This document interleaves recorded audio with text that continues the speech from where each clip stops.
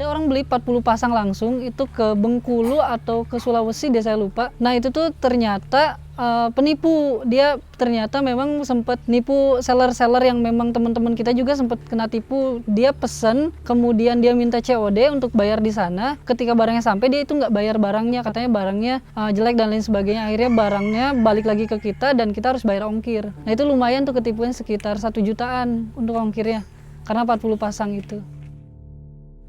Kalau kita fokus di satu hal, kita pasti akan jadi ahli di hal tersebut. Itu sih yang saya pengen dari warga sekitar dan juga anak-anak muda di Indonesia gitu. Kalau kita cuma ngandelin orang lain dan kita nggak gali potensi diri kita, itu kita akan sulit banget untuk berkembang gitu.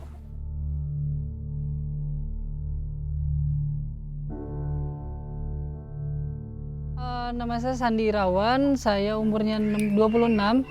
Kemudian sekarang lagi fokus di bisnis online shop sih sama teman-teman di Langkah Kaki nama usaha saya. Jualan apa?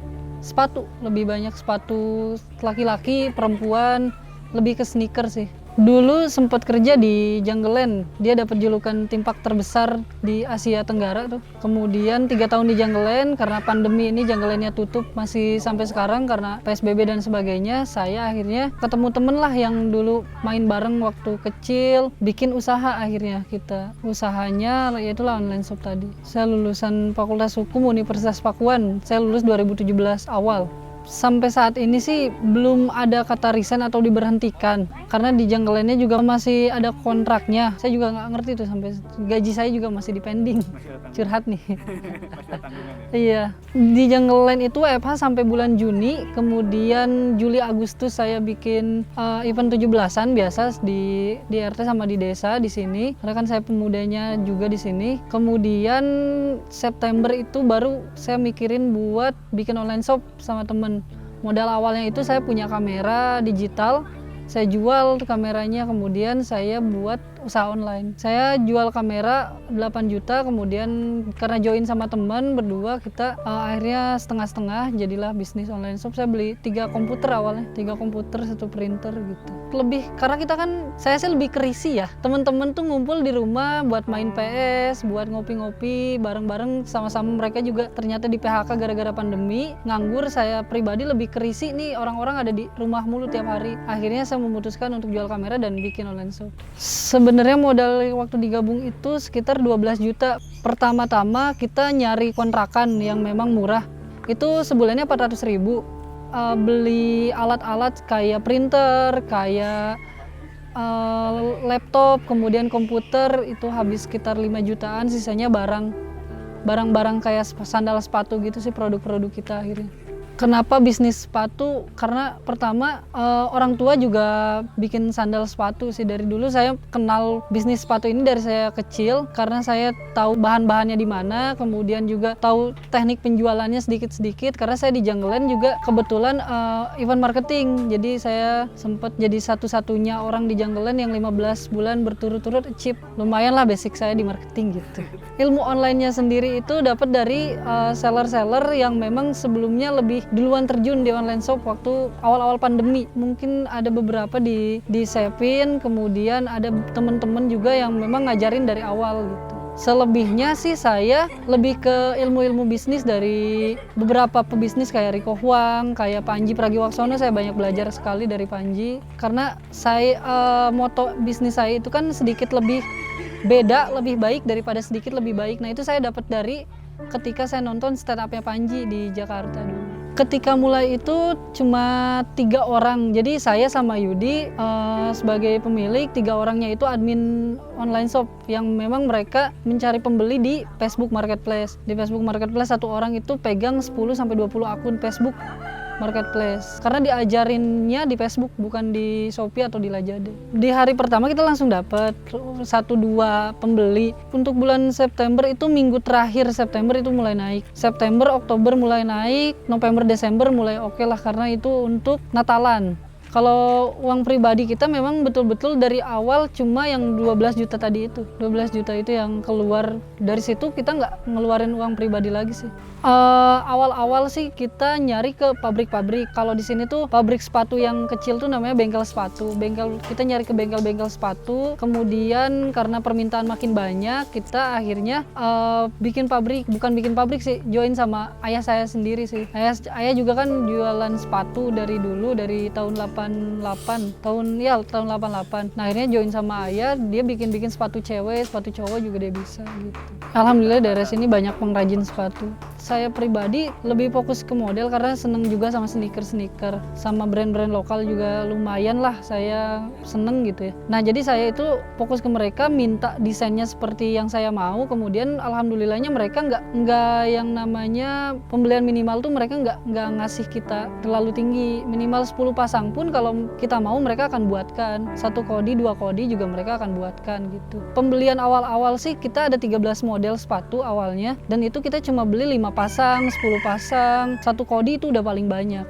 Saya belum banyak sih ya, untuk total paling 100, itu paling jelek-jeleknya 100 per hari dari 3 tim ini. Paling bagus juga nggak sampai 1000, paling 500-an per hari. Itu udah paling bagus tuh 500 paket per hari untuk seluruh tim. Omset bulanan kita bisa, omset kotornya itu bisa sampai 2,5 juta. Kemudian untuk omset bersihnya kita bisa 80 sampai tengahnya lah, dari 250 tuh. Untuk penambahan modal itu, jadi si owner ini akan dapat 20%, hanya 20% dari seluruh keuntungan, yang itu akan dibagi 2. Nah, sisanya kita akan tabungkan, itu entah untuk kita buat beli barang tambahan atau beli komputer tambahan atau servis yang rusak-rusak, itu sekitar 10-20%-nya itu.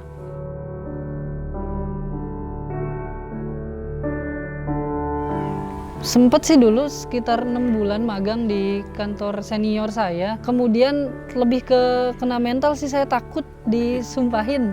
Ini orang Sunda asli tuh gitu. Saya sempat megang kasus, kemudian ada ibu-ibu yang nyumpahin saya gitu. Adalah sumpahnya. Kasusnya apa gitu? Adalah itu. Saya pengen nerusin ke S2 sih pengennya. Mungkin ke notariatan atau ke advokat, tapi di bidang perdata. Saya nggak mau pidana lagi. Di pidana takut saya. Tapi disumpahin. Pada galak orang-orang. Saya di pidana itu kita bela keluarga tersangka, kalau korban dibela sama jaksa penuntut umum. Oh iya, sorry, sama jaksa. Ini yang nyumpahin ini dari korbannya. Di pengadilan. Setelah selesai pengadilan, setelah selesai di pengadilan.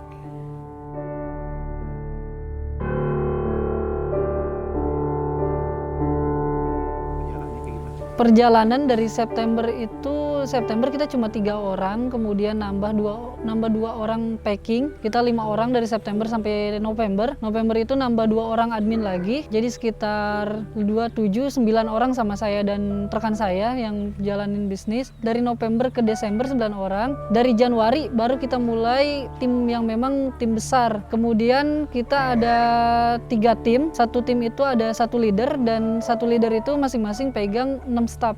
Total karyawan sekarang 24, termasuk packing, admin support, finance.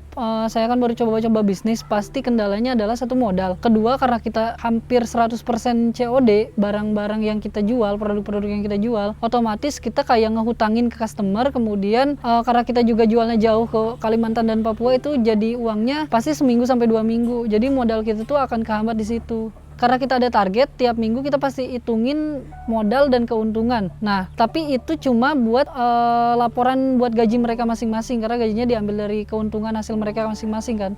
Nah, kalau untuk ngakalinnya, ada transferan dari Lazada sama uang masuk dari Clodeo. Uang masuk dari Lazada dan Clodeo ini akan kita putarkan untuk beli barang, untuk beli packing, untuk sisanya untuk kita tabung buat gaji per bulan, dan lain sebagainya.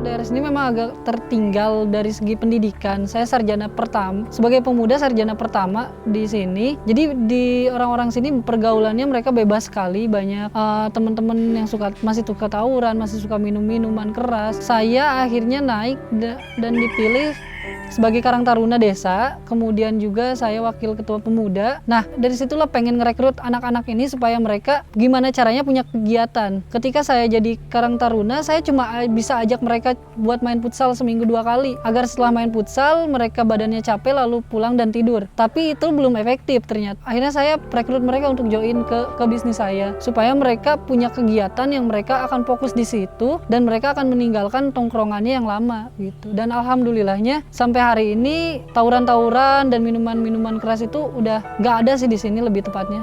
Iya, alhamdulillahnya. Dan orang tua mereka pun ngelihat mereka udah seneng gitu, udah ada kerjaan daripada nganggur cuma main game, tawuran kayak gitu-gitu. Kriteria saya buat mereka join ke kita itu, satu, punya kemauan. Kedua juga mereka kan lebih, bukan nurut sih jatuhnya, lebih respect ke saya ya, bisa diatur. Dan ketiga mereka harus punya Facebook sih, itu sih yang jelas. Harus punya Facebook karena kita jualan di Facebook. Facebooknya minimal 5 atau 10 Facebook lah. Background pendidikan gak ada masalah, yang penting bisa main Facebook, bisa main media sosial. Satu, saya pengen bikin mereka itu, karena kita kan masih kerja gaya lama nih, gaya masuk jam 10, pulang jam 10 malam, masuk jam 10 pagi. Nah, saya pengen ada kayak admin media sosial di perusahaan-perusahaan besar yang kayak masih ada sip-sipan, ada pendapatan mereka itu akan dibagi rata semuanya. Karena saya kan pengennya sistemnya pengen banget keuntungan tuh bagi rata semua. Saya pengen itu sih, jadi nggak ada si ini besar gajinya, si ini kecil gajinya, nggak ada sih. Saya pengen itu. Kedua, saya pengen jualan yang lebih dari sepatu sih. Kita udah ngelirik tas, kita udah ngelirik baju, kerudung kayak gitu-gitu. Satu, saya lebih ngobrol ke bapak saya sih, ke ayah saya lebih ngobrol. Ayah saya kan udah pegang usaha, pegang bisnis dari 88, dia tahu lah ketika pasang surutnya gimana. Kemudian saya juga nontonin YouTube, kemudian saya banyak belajar juga dari YouTube-nya Panji Pragiwaksono.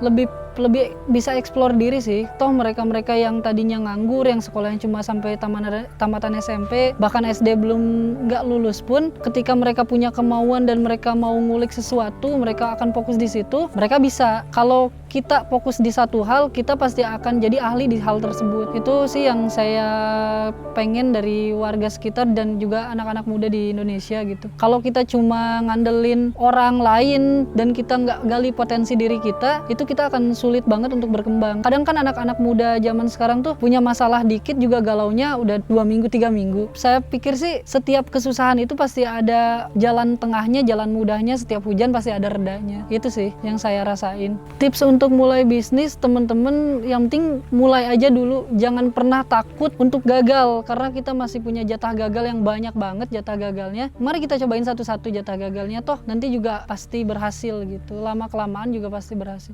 Satu, mulai aja dulu. Niatnya adalah untuk kebaikan. Kebaikan bukan untuk diri sendiri tapi untuk lingkungan dan sekitar. Ketiga adalah untuk mengangkat harkat dan martabat orang tua. Keempat, untuk cari rezeki yang memang halal dan amanah.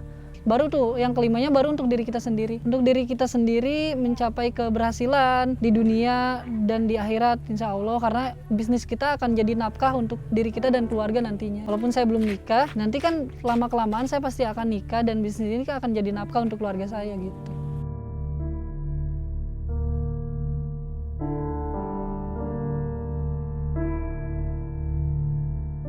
Langkah Kaki itu ada di Shopee, di Lazada, dan di Tokopedia. Dicari aja Langkah Kaki. Kita jualan sepatu lokal. Tagline-nya adalah ketika kalian membeli sepatu kita, itu artinya kalian membantu pengrajin-pengrajin daerah kami untuk mencari nafkah di pandemi ini.